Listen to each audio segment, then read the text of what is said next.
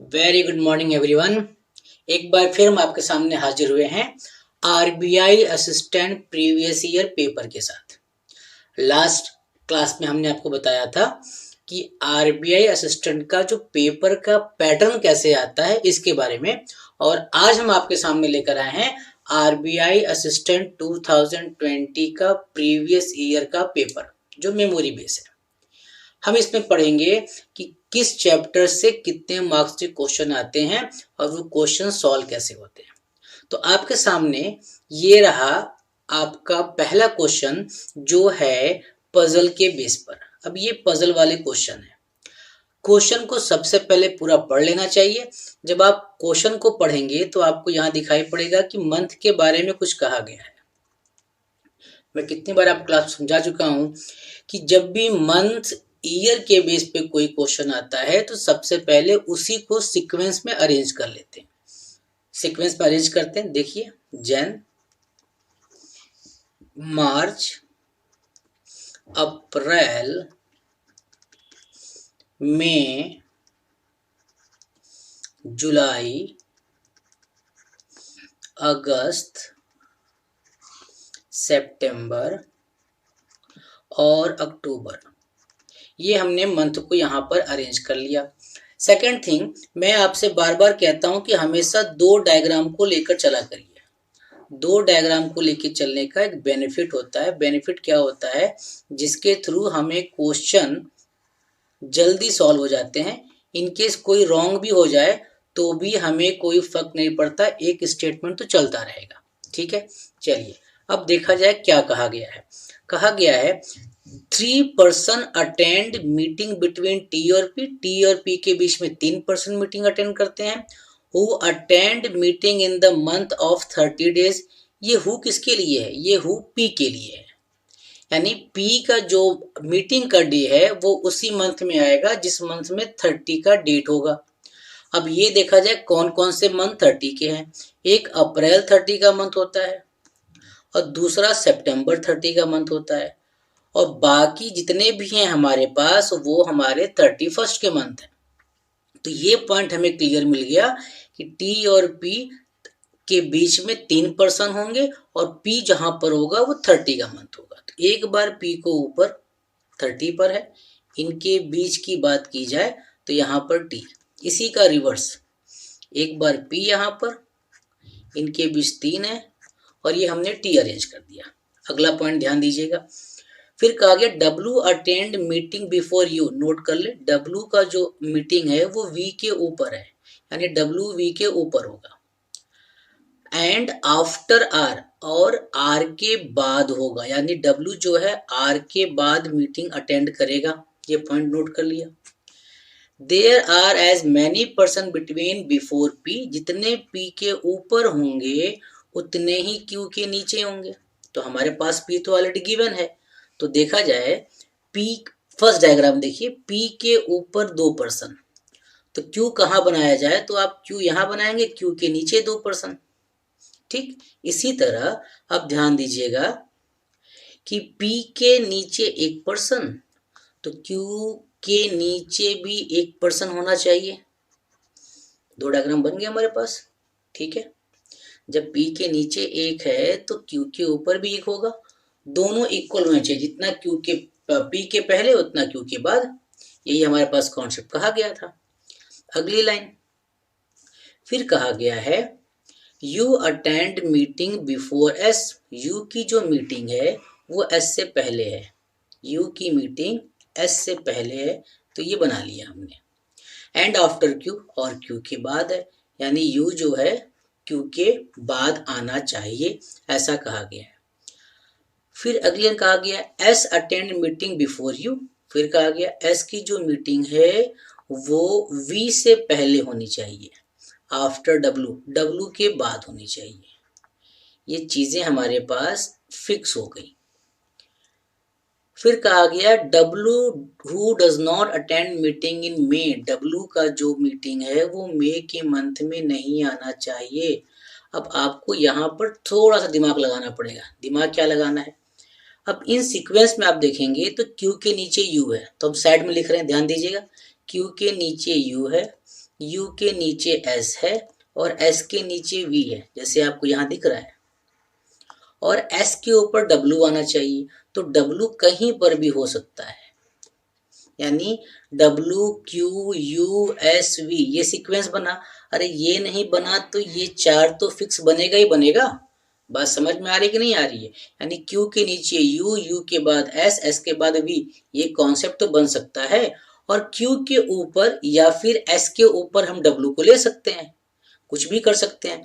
तो देखा जाए भाई, हम इसको अरेंज कर रहे हैं। अब देखो Q के नीचे यहाँ पर दो ही स्पेस हैं, और हमारे डायग्राम में Q के नीचे 3 पर्सन बनने चाहिए, इसलिए ये डायग्राम तो गलत हो गया, साफ साफ ये डायग्राम गलत हो गया। सेकंड में देखो भाई, Q के नीचे कम से कम 3 चाहिए, तो कम से कम यहाँ पर 4 गिवन है, और उसके ऊपर एक W भी चाहिए, W कहीं भी आ सकता है। तो अगर हम ध्यान से देखें और इनको अरेंज करें तो भाई V बनने का चांस है, तो V को यहाँ पे अरेंज करके चेक करो। तो V के ऊपर कहीं ना कहीं S को बना दो, हमने S बना दिया। S के ऊपर कहीं ना कहीं W या U, क्योंकि क्या बोला गया था, S के ऊपर या तो W आएगा और या तो Q के ऊपर ले जाओ। कंडीशन है कि W मई के मंथ में नहीं बैठेगा, यानी यहाँ पर W को बैठना पॉसिबल नहीं है, तो W को आप यहाँ बना दो। जब W को यहाँ बना दिए तो बच गया अपने पास U, तो अब U या तो W के प्लेस पर बैठा दो जहां पर आपने कट किया था। लास्ट में एक बच गया R, जैसे ही R आपने यहाँ बनाया, आपका सीक्वेंस पूरा का पूरा मैच कर गया, तो कॉन्सेप्ट हो गया R Q T U W S P and V। अब इसके बेस पर हम क्वेश्चन सॉल्व कर देते हैं। क्वेश्चन में क्या कहा गया था भाई, हम जरा इस साइड वाले को इरेज कर दें जिससे आपको क्वेश्चन दिखाई पड़े। अब क्वेश्चन कहा गया है, who among the following attend meeting in July. जुलाई के मंथ में किसकी मीटिंग है, साफ साफ दिख रही है, W की मीटिंग है। There are as many person who attend the meeting before W as after. अच्छा, W के बाद किसकी मीटिंग है, अगर W के बाद की मीटिंग की बात की जाए तो भाई W के बाद जो मीटिंग है वो है S, जो कि इसमें कोई ऑप्शन नहीं है, तो आंसर हो गया नन ऑफ दीज। ठीक। How many person attend meeting after you, you के बाद किसने मीटिंग अटेंड की थी। अब यू के बाद कितने लोगों ने, हाउ मैनी पर्सन, तो यू के बाद 1 2 3 4 लोगों ने की, तो आंसर क्या हो गया सी, यानी 4 पर्सन। अगर हम क्वेश्चन को लेकर आगे बढ़ते हैं, अगले स्टेप के क्वेश्चन में आते हैं, तो ध्यान दीजिएगा, हमारे पास क्वेश्चन बनता है ये भाई 3 तक हम सॉल्व कर चुके हैं। चार्ट तो आपके पास कहीं ना कहीं आपने नोट किया होगा, मैंने भी नोट किया हुआ है। In which of the following month we attend meeting, we किस मंथ के में मीटिंग अटेंड करता है, तो सबसे लास्ट में वी हुआ करता था, तो आंसर क्या हो गया अक्टूबर। 4 of the following 5 are alike in a certain way and hence from a group find the one which does not belong the group, जो ग्रुप से बिलोंग नहीं करता। अब यहाँ ग्रुप से बिलोंग करने का मतलब क्या होगा, या तो 30 का डेज होगा या 31 का डेज होगा। तो अब देखा जाए आर किस मंथ पे था, आर जनवरी पे था, तो जनवरी पे होने का मतलब वो 31 पे होगा। क्यू की बात करें, क्यू मार्च में था तो वो भी 31 पे होगा, है ना। उसके बाद टी की बात की जाए तो टी किस मंथ में होगा, अगर टी देखा जाए टी तो अप्रैल के मंथ में था, सिंपल सी बात है। तो अप्रैल हमारे पास आई थिंक ये 30 के डेज पे था। यू की बात करें तो यू हमारा मई में था, मई 31 में था, और डब्ल्यू भी हमारा जहां तक क्वेश्चन याद है 31 में था, तो आंसर क्या हो गया टी, यानी सी के मंथ में। ये आपका पहला क्वेश्चन, यानी एक पजल का क्वेश्चन सॉल्व हो गया। ठीक है, अब हम आगे बढ़ते हैं, पजल क्वेश्चन के बाद अगले पॉइंट पे आते हैं। अब ये रहा आपका सिलॉग का क्वेश्चन। सिलॉग के क्वेश्चन पे ध्यान दीजिएगा, बड़ा प्यारा क्वेश्चन होता है, जो नंबर आते हैं बिल्कुल परफेक्ट आता है ये नंबर। स्टेटमेंट क्या कहता है, ऑल नंबर आर डिजिट, जितने नंबर हैं वो डिजिट की बात कर रहा है। ऑल नंबर आर डिजिट, यानी सारे के सारे नंबर क्या हैं? All number are digit. All digit are fraction, ठीक। नो फ्रैक्शन इज मल्टीप्लाई, ये रहा आपका पहला सिलॉग का डायग्राम। आंसर मैच किया जाए। ऑल मल्टीप्लाई कैन डिजिट, क्या सारा मल्टीप्लाइड डिजिट के अंदर जा सकता है? नहीं भाई, नहीं जा सकता। सारा मल्टीप्लाइड डिजिट नहीं हो सकता। सम फ्रैक्शन इज नंबर, क्या कुछ फ्रैक्शन नंबर बन सकते हैं? सम फ्रैक्शन इज नंबर, भाई ये तो ऑलरेडी है, तो ये बात क्या हो गई? राइट। जब ये राइट होगा तो ये ऊपर से हमारे पास ऑप्शन लिखा हुआ है, यानी सेकंड राइट हुआ, तो अब आंसर क्या फॉलो करेंगे? बी, यानी हमारा सेकंड पॉइंट क्या हो गया? राइट हो गया। अब क्वेश्चन नंबर 7 में आते हैं। No word are letter, some letter are alphabet, तो बनाओ भाई। No word are letter, no word are letter, some letter are alphabet, only a few alphabet are sentence, only a few alphabet are sentence। जब हम only few लगाते हैं तो हम इस एरो का यूज करते हैं। फिर क्या कहा गया है? Some alphabet are not word, some alphabet is not word. आपने ये बेसिक पॉइंट पढ़ी होगी, तो ये ऑप्शन राइट है। सम नॉट का केस है। Some sentence can be word, possibility का केस है। क्या कुछ सेंटेंस वर्ड बन सकते हैं? बिल्कुल बन सकते हैं। अब ऐसा कहने का मतलब दोनों के दोनों ऑप्शन राइट हो गए। जब दोनों ऑप्शन राइट हो जाएगा तो आपके पास ऑप्शन ई लिखा हुआ है, बोथ आर ट्रू, तो आंसर क्या होगा? Both are true. अब 8 नंबर पे आते हैं। 8 नंबर का डायग्राम देखते हैं। Only a few river is lake, अब ओनली फ्यू कहा गया है, only few river is lake, ये आपका रिवर और लेक में ओनली फ्यू का रिलेशन है। सम लेक आर माउंटेन, कुछ लेक क्या है? माउंटेन है। ऑल माउंटेन आर हिल, कुछ माउंटेन क्या है? हिल है, ऐसा क्वेश्चन में कहा गया है। अब आपको आंसर मार्क करना है। सम रिवर कैन बी माउंटेन, ये एक पॉसिबिलिटी है। क्या कुछ रिवर माउंटेन हो सकते हैं? बिल्कुल, कुछ रिवर माउंटेन बिल्कुल हो सकते हैं। तो 8 का पहला तो ऐसे ही राइट हो गया। सम लेक कैन बी हिल, कुछ लेक क्या हिल होंगे? सम लेक कैन बी हिल, भाई सम लेक वो तो ऑलरेडी बना हुआ है, तो होंगे क्या? ये गलत, यानी फर्स्ट राइट। जब फर्स्ट राइट होता है तो पहला ऑप्शन टिक करते हैं, तो ऑप्शन क्या आ गया? ए। ठीक है, आगे बढ़ा जाता है। नेक्स्ट क्वेश्चन पे ध्यान देते हैं।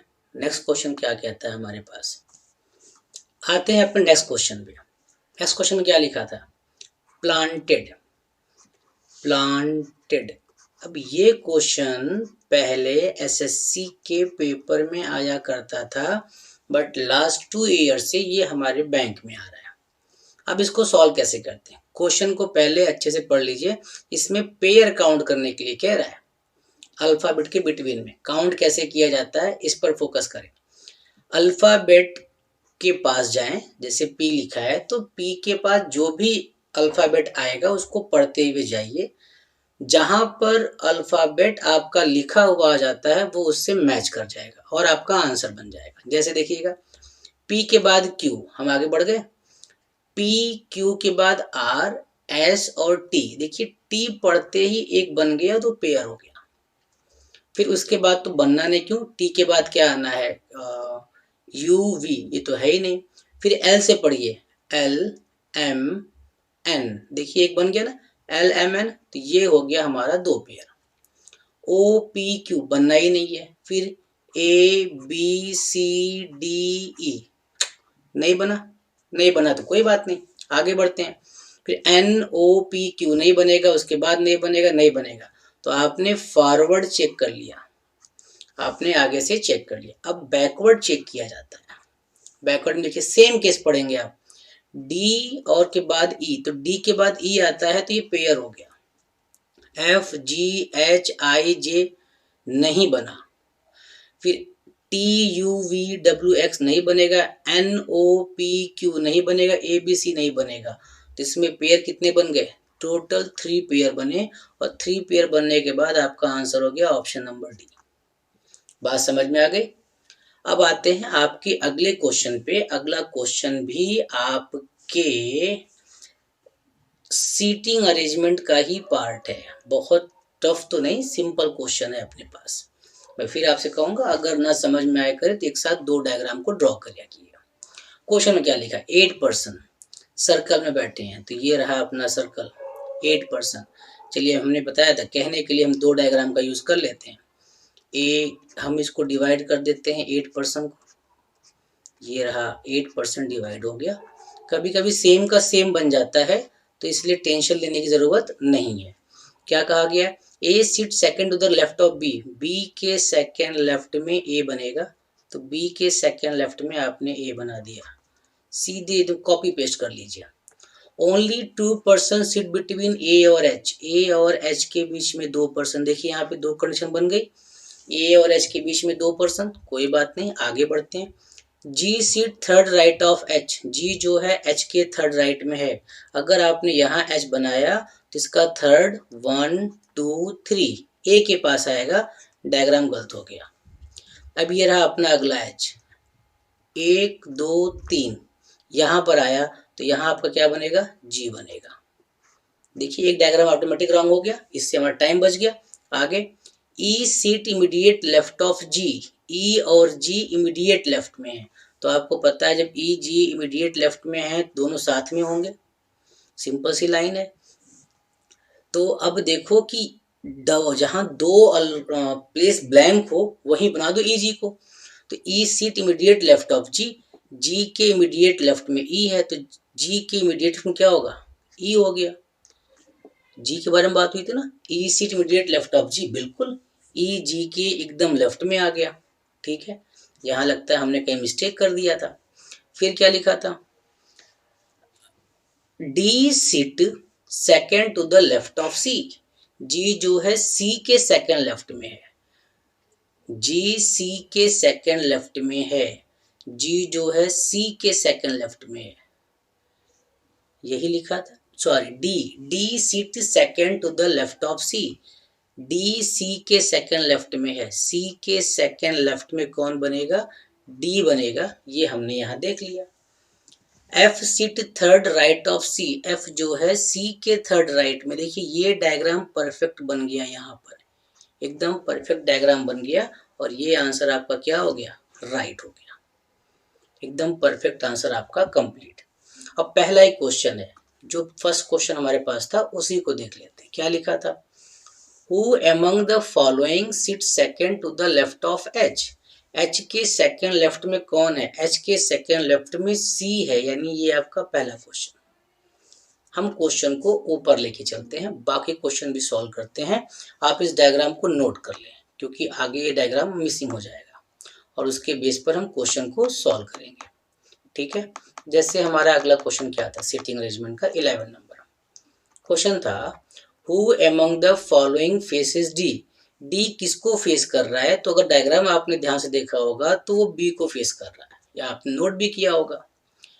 4 of the following 5 are alike in a certain way and the hence from a group which is a following does not belong the group। अगर आपने इस पे भी ध्यान दिया होगा कि कौन क्या है, तो एच और सी के बीच में एक मेंबर बैठा हुआ था,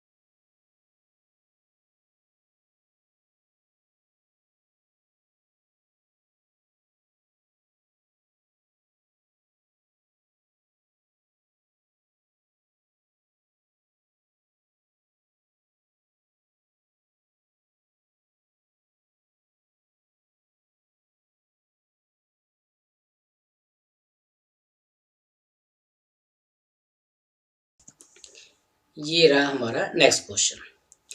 इस क्वेश्चन को हम लोग अल्फाबेटिकल टेस्ट कहते हैं, जो 5 नंबर का पेपर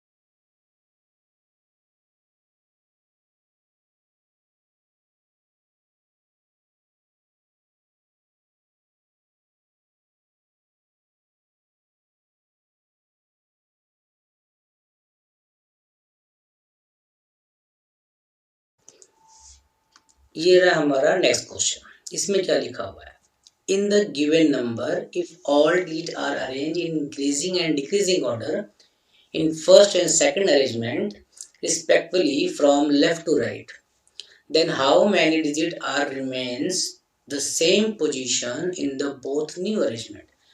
इस जो नंबर लिखा है, इस नंबर को एक बार असेंडिंग ऑर्डर में लिखना है और एक बार डिसेंडिंग ऑर्डर में लिखना है।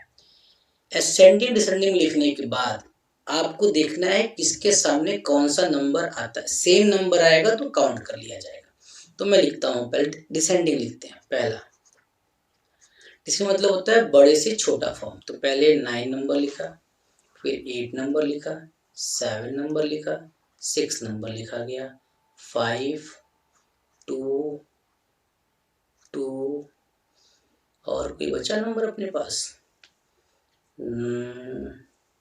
6 दो बार है, ये रहा 6 दो बार।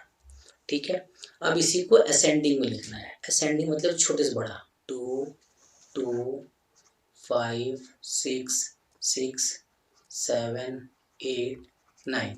तो हमने दोनों फॉर्म में यहाँ पे लिख लिया। ये डिसेंडिंग था और ये क्या था, असेंडिंग। तो अब देखना है क्या नंबर अरेंज फॉर्म जो दोनों है उनके सामने कोई सेम नंबर आया हुआ है। तो यहाँ पे दो नंबर सेम सेम आए हुए हैं, 6 6 दो बार आया हुआ है, तो आंसर क्या हो जाएगा, 2।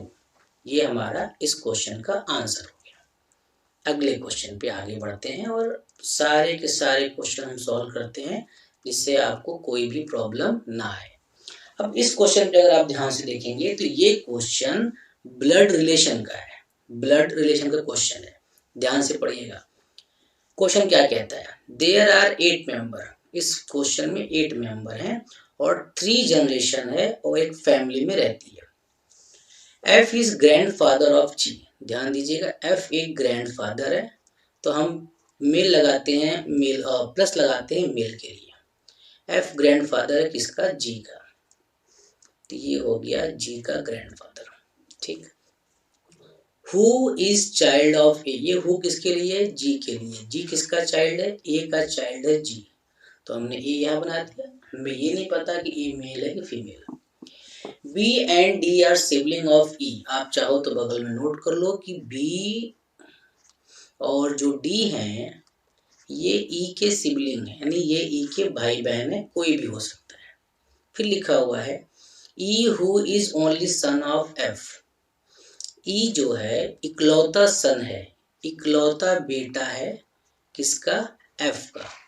तो बाकी बी डी भी चाइल्ड हुए, तो इनको ऐसे निकाल लो, बी डी भी चाइल्ड हुए, लेकिन वो फीमेल होंगी। चाइल्ड तो होंगे बट वो क्या होंगी, फीमेल होंगी। अब ए के बारे में कंफर्म नहीं कि ए है क्या, ठीक है, बट ए का बेटा या बेटी जी है हमारे पास। यहाँ पे 3 तो दिया ही हुआ था। H is the only grandson of F, यानी बोला गया है एच जो है इकलौता ग्रैंडसन है किसका, एफ का। साइड में नोट कर लो, एच जो है ग्रैंडसन है किसका, ग्रैंडसन है एफ का। अब हमें क्या पता किससे शादी हुई है, ठीक है, आगे देखा जाए। फिर कहा गया सी इज स्पाउस ऑफ बी, यानी सी और बी हस्बैंड वाइफ है। तो भाई एक शादी तो हो गई, सी और बी की शादी कर दो। सी और बी क्या हो गया, हस्बैंड वाइफ। तो एच में भी हो सके इनका लड़का हो सकता है सी बी का, आगे देखा जाएगा। B who have only one child, B का एक चाइल्ड है, बिल्कुल देखो भाई एक चाइल्ड की बात आ गई है, तो यहाँ एच आ गया और हमने इसको मेल बना दिया। जी इज चाइल्ड ऑफ डी, जी जो है डी का चाइल्ड है, यानी अभी ध्यान दीजिएगा जो हमने ये ए का बनाया था इसको आप यहाँ से हटा के ये अरेंज कर दो, इनको यहाँ से हटाकर ये अरेंज कर दो, तो यहाँ पर ए ले आओ, ए मेल हो गया और इनका एक चाइल्ड कौन हो गया हमारे पास, जी। और ध्यान दीजिएगा साफ साफ कहा गया था ए की ग्रैंडसन है, यानी ये क्या हो जाएगी, grand daughter. Line clear. Member कितने थे, 8। अब देखा जाए कोई बचा है या कि नहीं बचा है। 1 2 3 4 5 6 7 8, 8 के 8 पूरे हो गए, ठीक। और आपको पता है कि बी हमारी फीमेल है, तो सी हमारा क्या हो जाएगा, मेल हो जाएगा। हमारा चार्ट कंप्लीट। अब इसके बेस पर क्वेश्चन सॉल्व करते हैं, देखा जाए। How many male member in the family? 1, 2, 3, 4, 5, 5 male member है। Answer number C. ठीक। How G is related to E? G E से कैसे रिलेट करता है? तो जी यहाँ है और ई यहाँ है, तो ये नीस हो जाएगी, तो ये हो गया डी। भाई ई की बहन डी और उसकी बहन की बेटी, तो हमारी नीस। क्वेश्चन को आगे बढ़ाते हैं, चार्ट को देखते रहिएगा जहां तक दिखाई पड़ता है। If P is spouse of F, कहा गया है अगर P जो है F का स्पाउस या हस्बैंड वाइफ हो जाए, पति पत्नी हो जाए, हमने बना दिया, then how P related to B, तो P B का क्या लगेगी? तो P B की मदर लग जाएगी। भाई ये आंसर तो यहीं पे ही सॉल्व हो गया। ठीक है, तो ये था ब्लड रिलेशन। आगे बढ़ जाते हैं और क्वेश्चन को सॉल्व करते हैं। अगला क्वेश्चन ध्यान देते हैं। नेक्स्ट क्वेश्चन क्या कहता है? नेक्स्ट क्वेश्चन कहता है हमारे पास, in the word creation if all the letter are arrange in alphabetically increasing order from left to right, then how many letter are remaining in the same position? Same question है, ध्यान दीजिएगा। जो creation लिखा हुआ है इसको आप arrange करना है किस फॉर्म में? इंक्रीजिंग फॉर्म में। इंक्रीजिंग फॉर्म का मतलब होता है बढ़ते क्रम में। ठीक है, छोटे से बड़ा। तो पहले छोटा हमारे पास क्या आएगा? ए के बाद है सी के बाद आप ध्यान देंगे तो हमारे पास है आई के बाद हमारे पास है, सॉरी, आई से पहले है ई के बाद है आई के पहले हमारे पास आता है एन के पहले हमारे पास आता है ओ और ओ के बाद आता है आर। अब बोला गया था how many letter are remains in the same position, कितने ऐसे लेटर हैं जो सेम पोजीशन पे होंगे? तो आपको सेम पोजीशन में दिया दिख रहा है, सेम पोजीशन सिर्फ ई दिखाई पड़ रहा है, तो एक letter only E, option number C. ठीक है, ये क्वेश्चन हो गया अपने पास। चलिए, ये रहा हमारा नेक्स्ट क्वेश्चन। ये क्वेश्चन है सीटिंग अरेंजमेंट जो लीनियर बेस है, जिसमें रो और कॉलम की मैन है। चलिए इसको सॉल्व करते हैं। मैं बार बार कहता हूं कि हमेशा दो डायग्राम का यूज करिए। तो लिखा है 10 पर्सन आर सिटिंग इन ए 2 रोज, जो हमारे पास 10 पर्सन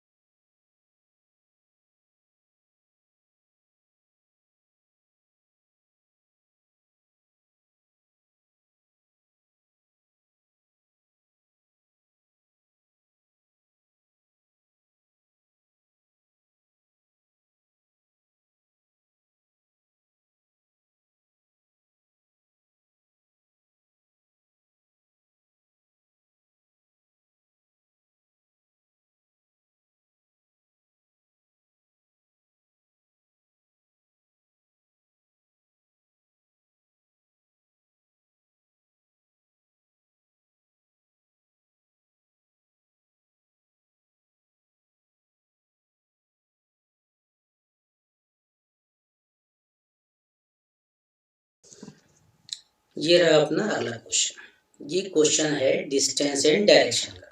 ठीक है, क्या बोला गया? Ramesh goes to his office from point M. एक पॉइंट एम ले लीजिए आप, जो भी आपको समझ में आता है। ये पॉइंट एम हो गया, ठीक है।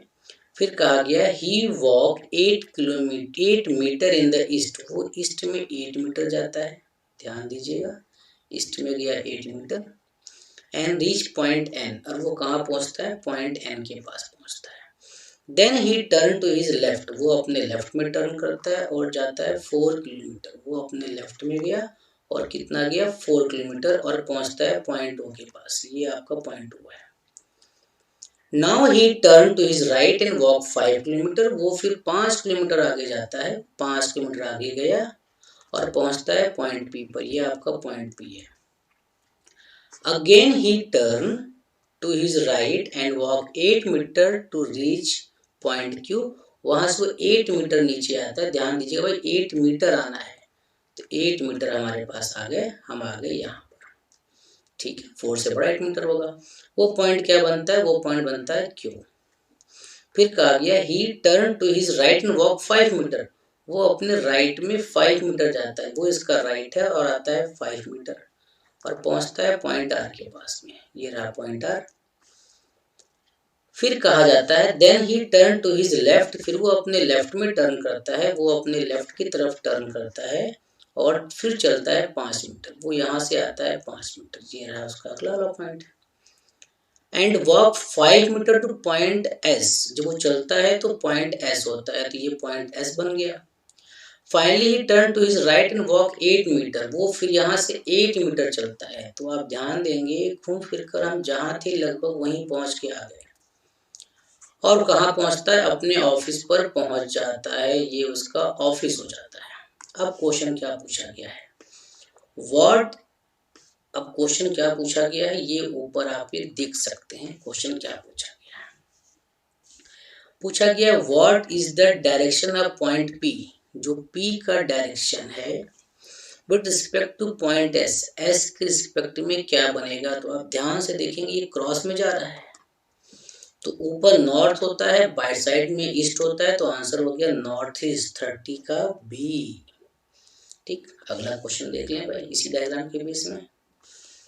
विच of the following point are in straight line, यानी कौन सा पॉइंट एक स्ट्रेट लाइन पर है? पी ओ एस, पी यहाँ पर है, ओ यहाँ पर है, एस यहाँ पर, ये स्ट्रेट लाइन तो नहीं है। एन ओ एस, एन यहाँ पर है, ओ यहाँ पर है, एस यहाँ पर है, एन ओ एस, ये तीनों एक स्ट्रेट लाइन में हमारे पास हो सकते हैं। तो हमारा आंसर बना 31 का बी। अब जो अगला क्वेश्चन होगा डायग्राम नोट कर लीजिएगा, हम आगे इसके डायग्राम से सॉल्व करेंगे। 32 number question. Ramesh office in which direction respect to point M. M के रिस्पेक्ट में रमेश का ऑफिस किस तरफ है? तो एम हमारा एक स्टार्टिंग पॉइंट हुआ करता था, उसी के सामने हम आके लास्ट पॉइंट पे स्टॉप हुए थे, वही उसका ऑफिस था। तो आंसर कितना हो गया हमारे पास? वो आंसर हो गया था साउथ। तो आंसर क्या बन गया था? साउथ बन गया था। ठीक है, वो आंसर साउथ हो गया था, तो साउथ हमारा राइट आंसर हो गया। अब जो हमारे पास अगला क्वेश्चन है, ये क्वेश्चन बहुत ही सिंपल और अच्छा क्वेश्चन है, इसलिए हमने इसको कहा क्योंकि ये इनइक्वलिटी के क्वेश्चन है। इनइक्वलिटी जो 3 से 5 नंबर पेपर में आते ही आते हैं। ठीक है, अब क्वेश्चन स्टेटमेंट देखिए, यहाँ पे कॉमा लगा हुआ है, इसको ब्रेक किया गया है। तो आप इसको डायरेक्टली भी कर सकते हैं और इसको नोट करके भी कर सकते हैं। तो चलिए इसको हम लोग सॉल्व करते हैं। ठीक है, तो मैं इसको नोट करता हूँ आपको समझाने के लिए। जैसे जहाँ तक कॉमा लिखा हुआ है मैं वहाँ तक इसे कॉपी कर लेता हूँ, फिर वहाँ से रिलेट करवाते हैं कि सॉल्व कैसे करना है। ये हो गया एफ, ये हो गया डी, और ये हो गया डी। अब देखिए यहाँ से कॉमा लगा है, तो अब ये जो वाला पॉइंट है इसको कॉमन खोज के मर्ज करना है। इसमें कॉमन क्या है? Q W E F, F common है, ये रहा। तो इसको एफ के अकॉर्डिंग बनाओ, तो नीचे ले आओ, ये ई, यहाँ पर ई इक्वल टू डब्ल्यू, और फिर इसको चेंज कर दो क्यू। तो ये सीक्वेंस बन गया। अब इस सीक्वेंस से हम क्वेश्चन को सॉल्व करेंगे। ध्यान दीजिएगा क्या है, बी डब्ल्यू, बी यहाँ पर है और डब्ल्यू का ये सीक्वेंस बनता है। ठीक, तो साइन देखिए, साइन वन साइड जा रहा है तो यहाँ बी बड़ा होगा तो पहला वाला पॉइंट राइट। ठीक है, पहला पॉइंट राइट हो गया। ई और बी की बात करते हैं तो ई हमारा यहाँ है, बी हमारा यहाँ, सेम कंडीशन जा रहा है इस तरफ, ई और बी। यहाँ पर भी ये मेन साइन है, जहाँ मेन साइन होता है हम वही साइन लेते हैं, तो यहाँ मेन साइन तो है नहीं, तो ये पॉइंट क्या हो गया, गलत हो गया। तो 33 का जो आंसर बनना है, जो आंसर बनेगा ओनली वन फॉलो, यानी ऑप्शन नंबर ए, पहले का ऑप्शन ए बन गया। अब इसी तरह दूसरे क्वेश्चन को सॉल्व करते हैं, ये लिखा हुआ है तो हम इस पॉइंट को इरेज क्लियर कर देते हैं जिससे हमें स्पेस मिल जाएगा। इसको भी ड्रॉ करते हैं, m less than n equal to b, b less than equal to v, v greater c। अब ये कॉमा लगा हुआ है, अब इसको कॉमा लगे को हटाकर मर्ज करते हैं, मर्ज करते हैं। सी के बाद यहाँ कौन सा अल्फाबेट मैच कर रहा है, यानी कॉमन है, तो बी है, तो बनेगा B less than equal to H, H equal to J, और J less than equal to K, और के ग्रेटर देन एल। भाई देखो ये ध्यान दीजिएगा, जिस अल्फाबेट की तरफ हमारा साइन होता है हम उसी की तरफ क्वेश्चन को लेके चलते हैं। अब यहाँ क्या बोला गया है, क्वेश्चन बोला गया है एन और एच, तो एन यहाँ है और अपना एच यहाँ है, ये साइन देखो एच की तरफ आया हुआ है और भी सब साइन है, तो पहला ऑप्शन राइट, 34 का फर्स्ट ऑप्शन क्या हो गया, राइट हो गया। ठीक है, दूसरा बी और जे, तो बी और जे ये हमारे पास जे है तो यहाँ पे जे का सब साइन बनेगा, तो सेकंड राइट, यहाँ भी आंसर क्या हो गया, answer number A, only first true, सिर्फ पहला ही ट्रू हुआ है। अब लास्ट क्वेश्चन पे आते हैं, लास्ट क्वेश्चन की बात करते हैं और ये हमारे असिस्टेंट का लास्ट क्वेश्चन है। चलिए इसको नोट करते हैं, P equal to L greater O equal to K greater U greater M. अब यहाँ देखिए कॉमन चाहिए, कॉमन लग गया ना, अब जहाँ कॉमन अल्फाबेट है वहाँ से स्टार्ट करना है, तो यहाँ एम ही दिख रहा है तो एम इक्वल टू बी बना दो, यहाँ पे क्या बिगड़ जाएगा, यहाँ के बना दो। जो पार्ट आप यहाँ से ड्रॉ नहीं कर पाए हो वो पार्ट अलग से बना दो, तो क्या बना था, m greater equal to h और h ग्रेटर n, ये हमारा ड्रॉ हो गया। अब इसको यहाँ से सॉल्व कर दो, l और b, l b सीक्वेंस देखिए, l की तरफ जा रहा है, l ग्रेटर है, पहला ऑप्शन राइट, बिल्कुल सही, फर्स्ट ऑप्शन बिल्कुल सही हो गया। n और u, u यहाँ रहा, n हमारा यहाँ रहा, साइन बिल्कुल जा रहा है, u बड़ा बनेगा, दूसरा भी राइट, दोनों के दोनों राइट हो गए और आंसर हमारा सॉल्व। आपके सामने हमने पूरा एक प्रैक्टिस टेस्ट यानी प्रीवियस ईयर का क्वेश्चन पेपर सॉल्व किया है और आपसे रिक्वेस्ट यही है, आप वीडियो चैनल को सब्सक्राइब लाइक शेयर जरूर करें और मैं कोशिश करूंगा कि इससे और भी क्वेश्चन पेपर सॉल्व हो सके, टाइम टू टाइम हो सके। ठीक है, थैंक यू एवरीवन।